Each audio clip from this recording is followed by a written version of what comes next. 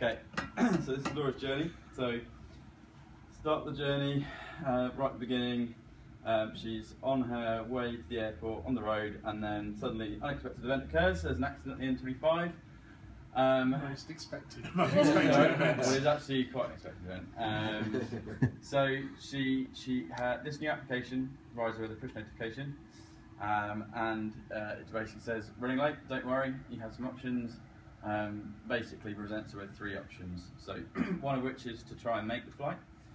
So she isn't forced to kind of change her flight or anything like that. She's still allowed to kind of have a go and try and make a flight. Second option is to cancel that flight and rebook another time, or the choice is hers. And a third is rescheduling that flight. So she's presented effectively with options of upcoming flights that she could choose to reschedule. So those are three options up there. So and what is this based on? GPS information? Or what? Yeah. So that's important. So the app knows exactly where she is, and the app knows what form of transport. So they knows that she's on the road. She's on the M25. It's integrated with traffic information, so it knows her ETA effectively. So it knows that her ETA is 9:50, and the flight's at 10 AM in the morning. So there's no way she's going to get through security and everything by that time. So it gives her an option basically based on that to say, do you want to try and make the flight? So she clicks yes, I want to try and make the flight. Good luck, and that's kind of the end of the journey there. So second option is to reschedule. So she's offered in this case two options. I've got 10 AM, that should be 11 AM. Funair, and it costs her say £10 to reschedule, and then maybe there's a later flight, and again the price should be the other way around. So £20 is the next flight, and maybe 2 PM flights a bit later on. She can change that for say £10. So she chooses that one, and then effectively she's rescheduled. And the other option obviously is to cancel again. That will clear her flight. She turns around, she goes back. She gets on with whatever she wants to do, and she reschedules for another time. Maybe the meeting wasn't that important. So the whole crux of it is it relies on having integrated GPS data, and it's obviously integrated with a database that has details of the flights and carriers, and in real time it's calculating what space it has available, what extra capacity it has available, and it's able to offer these choices which she wouldn't normally, or she wouldn't have without this application. So next into the kind of app itself and what it looks like on screens.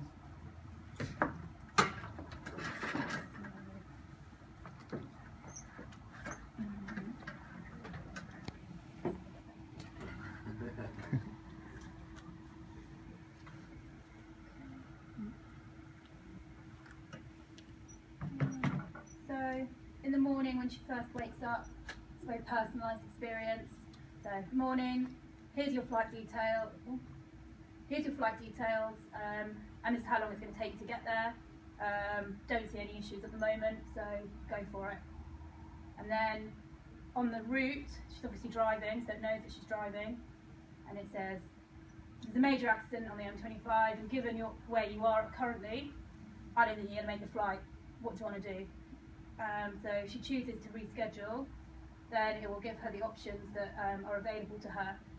So if you notice, her initial carrier is Business Air, BUS 987. So if she reschedules to another Business Air flight, then it will be a cost of £0, because obviously it's inter-carrier relations. If she selects Funair, which is a slightly earlier flight, so she'll get there more on time, then it will give her a rough cost, not rough, this will be the cost that it is being calculated according to how the carriers work with each other. She'll select, in this case she selected Funair because she actually really needs to get to where she's going quite quickly. So she's now been booked onto a flight which is I think an hour later than her original flight, which will mean that she's going to get there on time, but and it's all been very easy. So it's on her hands-free in the car, and she's all just been able to, she's not had to put any credit card details in or anything, or her passport details. It's all just very much on the fly. Okay, let's do this.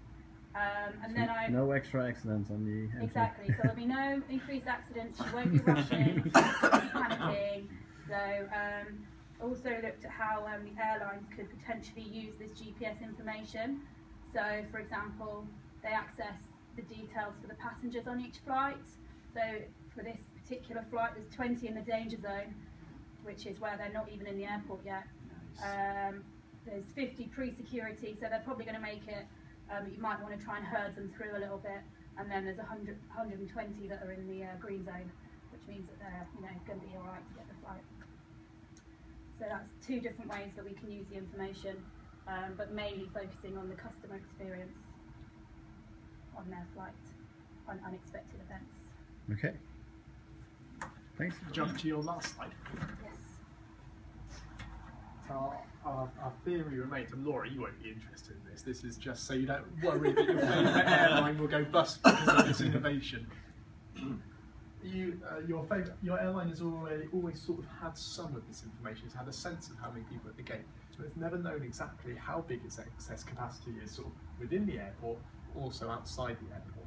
By having Laura opt in or out early, that allows your favourite airline to effectively resell its excess capacity. Our financial model, backed up by these charts, says at any one point there is an excess of supply and demand with an airport. The challenge is connecting them up in a dynamic environment where there is a security bridge you've got to go through. What our application allows is airlines to effectively and early see what their excess capacity is, so that they can resell it to other passengers within the airline, either their own or passengers from other airlines.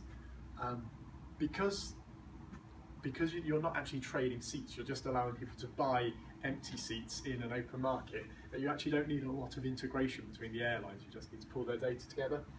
And then for the airports and the airlines, you create I want to go and work with those guys because the customer experience was so great and so easy. So driving up traffic through Heathrow versus Schiphol. Therefore, we believe this is financially viable. I've decided to come Okay. So, in terms of technology stack, then we're going to build this on the HANA Enterprise Cloud so that we can get it up and running quickly. And we've also got a pipeline of further projects to actually augment this up with additional things. So, we believe that we can put more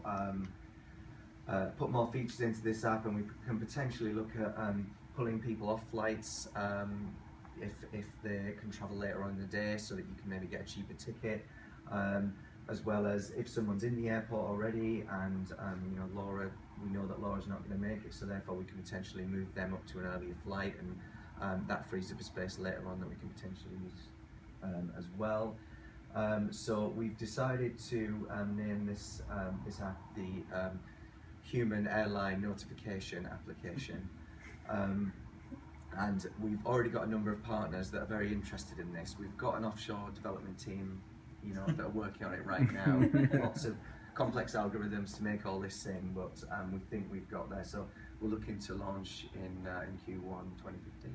We think HANA will be massive. Yeah, HANA is going to blow this thing wide open.